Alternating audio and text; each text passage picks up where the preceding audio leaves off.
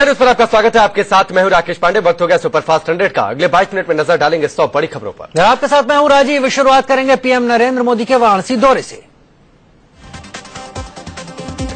PM Narendra Modi के वाराणसी दौरे का आज दूसरा दिन है। अब से कुछ देर बाद वो 80 घाट पर झाड़ू लगाएंगे। पीएम मोदी का अगले 22 मिनट में नजर डालेंगे 100 बड़ी खबरों पर। आपके साथ मैं हूं राजीव। शुरुआत करेंगे पीएम नरेंद्र मोदी के वाराणसी दौरे से। पीएम नरेंद्र मोदी के वाराणसी दौरे का आज दूसरा दिन है। अब से कुछ देर बाद वो 80 घाट पर झाड़ू लगाएंगे। पीएम मोदी आज सुबह 9:10 पर माता आनंदमयी अस्पताल जाएंगे, जहां वो करीब 25 मिनट तक रुकेंगे। उसके बाद पीएम 10:55 पर दिल्ली के लिए उड़ान भरेंगे।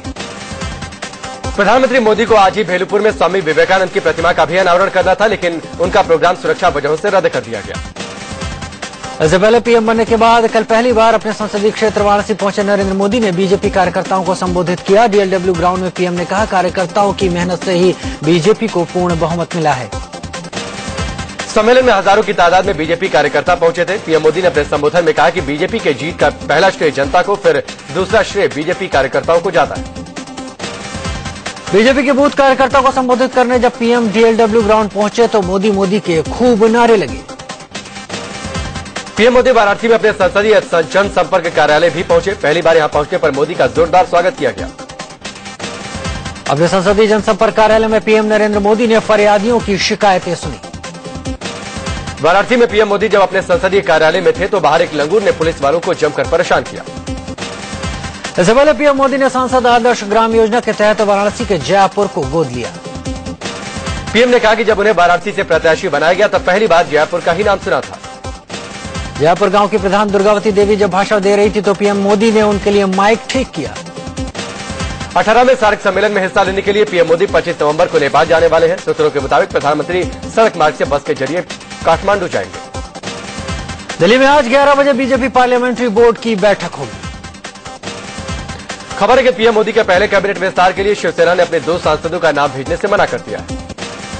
मोदी सरकार के पहले विस्तार की तारीख और वक्त पर मुहर लग गई। रविवार दोपहर 1:30 बजे राष्ट्रपति भवन में नए मंत्रियों को शपथ दिलाई जाएगी।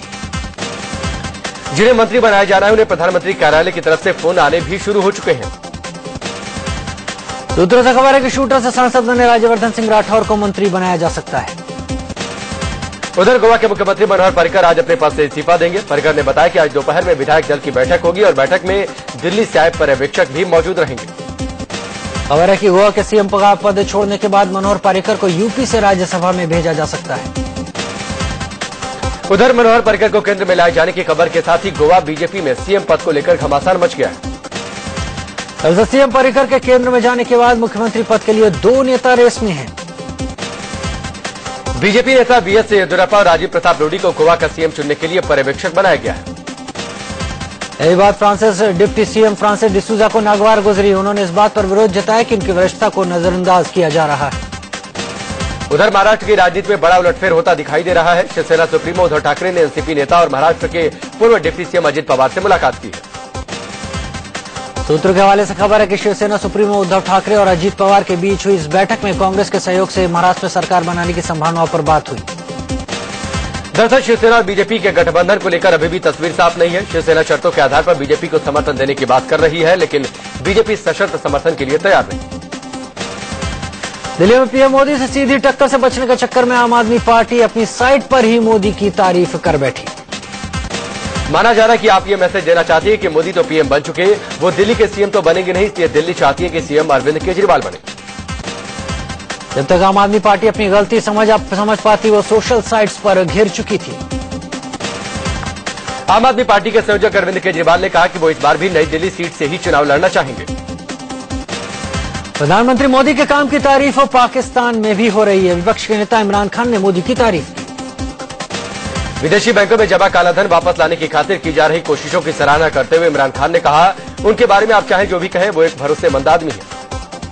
मोदी सरकार के कामकाज पर नजर रखने के लिए कांग्रेस ने 7 शैडो कैबिनेट कमेटी बनाई है। गृह, रक्षा और कानून पर बनी समिति में एंटनी अश्विनी कुमार और राजीव सातव को शामिल किया गया है। दिग्विजय सिंह, अशोक चौहान और निरौंग इरिंग को कृषि, पेयजल और स्वच्छता पर नजर रखने वाली कमेटी में जगह मिली। ऑस्कर फर्नांडीज और रंजीता रंजन के साथ खड़गे रेलवे और श्रम संबंधी कमेटी में है। 1984 के सिख दंगा पीड़ितों को 5-5 लाख रुपए मुआवजा देने के ऐलान को केंद्र सरकार की ओर से महज प्रस्ताव बताने पर चुनाव आयोग ने कड़ी फटकार लगाई है।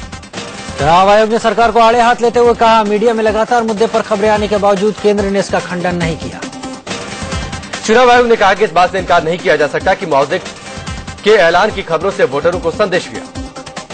दंगा पीड़ितों को मुआवजे पर सरकार को चुनाव आयोग से लगी फटकार के बाद आम आदमी पार्टी के संयोजक अरविंद केजरीवाल ने हमला बोला। मानव संसाधन विकास मंत्री स्मृति ईरानी फिर से विवादों में है। मानव संसाधन विकास मंत्रालय इस पोस्ट के लिए 4 नाम भेजे गए थे, लेकिन उन्होंने ठेका दिखाते हुए स्मृति ईरानी ने विश्राम जामदार का नाम राष्ट्रपति के पास भेजा। विश्राम जामदार ने स्मृति ईरानी को लिखी एक चिट्ठी में कहा कि चंद मिनटों की मुलाकात के बाद मैं और मेरे परिवार ने आपको असाधारण व्यक्तित्व का धनी पाया। इंडिया एक्सप्रेस में छवि खबर के मुताबिक विश्राम जामदार ने अपनी चिट्ठी के साथ अपना रेज्यूमे भी भेजा था। विश्राम जामदार को एनआईटी नागपुर का अध्यक्ष बनाए जाने को लेकर जब स्मृति ईरानी से सवाल किया गया तो उन्होंने कोई जवाब नहीं दिया। और विश्राम जामदार ने अपनी नियुक्ति के पीछे किसी सिफारिश से इनकार किया। राजधानी लखनऊ में बीजेपी के 50 से ज्यादा कर्मचारी पार्टी दफ्तर के भीतर ही धरने पर बैठ गए। इनका आरोप है कि स्टाफ ज्यादा होने का हवाला देकर इन्हें नौकरी से निकाल दिया गया। बीजेपी के कर्मचारी पार्टी के संगठन मंत्री सुनील बंसल पर भड़के हुए हैं। इन कर्मचारियों का कहना है कि इन्होंने पार्टी को अपनी जिंदगी के 25 से 30 साल दिए। बुरे समय में भी पार्टी की सेवा के बावजूद इसके इन्हें नौकरी से निकाल दिया गया। हैरानी की बात यह है कि धरने प्रदर्शन के दौरान बीजेपी का कोई भी नेता इनसे मिलने नहीं पहुंचा।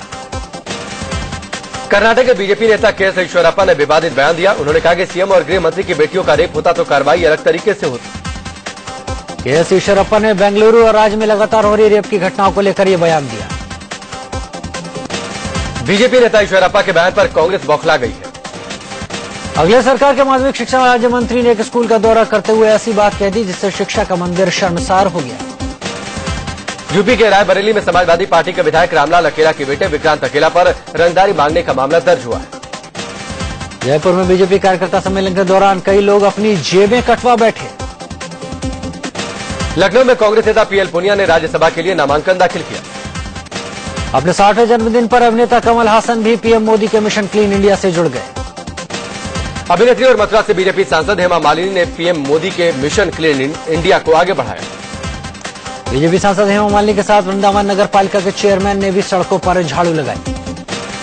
सफाई अभियान के बाद हेमा मालिनी वृंदावन कोतवाली जा पहुंची। वहां पर वो कोतवाल की ही कुर्सी पर बैठ गई। काफी देर तक वो कोतवाली में ही पुलिस वालों के साथ अलग अलग मुद्दों पर बातचीत करती दिखाई दी। कोतवाली में पुलिस वालों के साथ बातचीत के बाद जब हेमा जाने लगी तो पुलिस वालों ने उनके साथ फोटो खिंचवाई।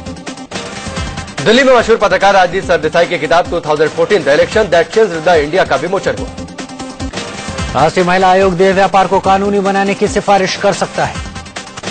मोस्ट वांटेड आतंकी सैनुर आलम की बेबी को एनआईए और सीआरपीएफ की टीम ने गुवाहाटी से धर दबोचा है। सुप्रीम कोर्ट ने उन नेताओं को लेकर सख्ती दिखाई है जो कार्यकाल पूरा होने के बाद भी सरकारी बंगलों पर कब्जा जमाए हुए हैं। मामले पर टिप्पणी करते हुए कोर्ट ने कहा कि शीतकालीन सत्र शुरू होने से पहले लिस्ट उपलब्ध करा दी जानी चाहिए। कोर्ट ने सरकारी बंगलों पर कब्जा जमाए नेताओं के लिए सौंपने के लिए केंद्र सरकार को 2 हफ्ते का वक्त दिया है।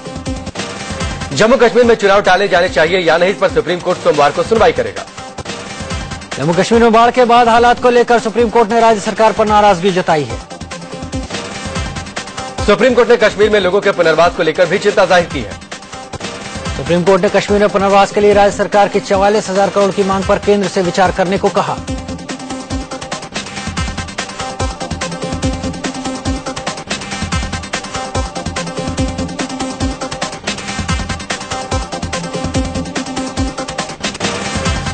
दिल्ली के सफदरजंग अस्पताल में एक मरीज की मौत के बाद गुस्साए लोगों ने अस्पताल के बाहर जमकर हंगामा किया।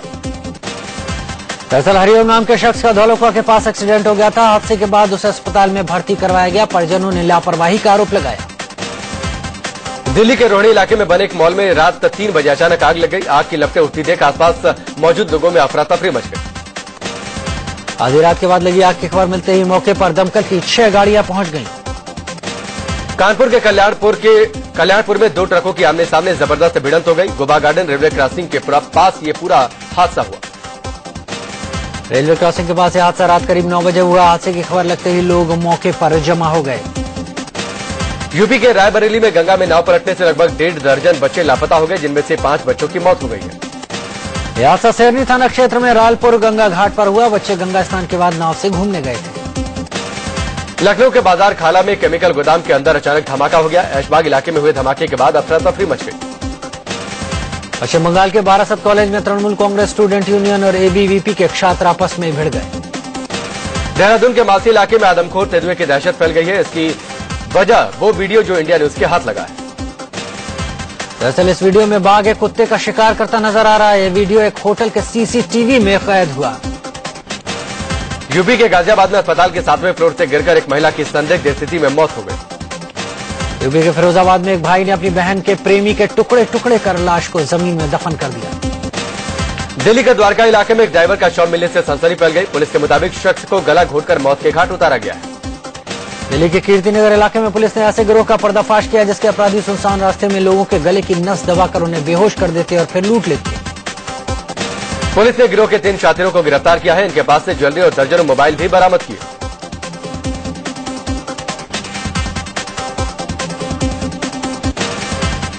और चलिए इसी के साथ रुकेंगे ब्रेक के लिए, जल्द वापस लौटते हैं। बढ़ते आगे, यूपी के कानपुर में एक महिला ने अपने पड़ोसी पर मारपीट और छेड़छाड़ का आरोप लगाया। मध्य प्रदेश के सतना में लोकायुक्त ने सिंचाई विभाग के 4th क्लास कर्मचारी के घर पर छापेमारी की।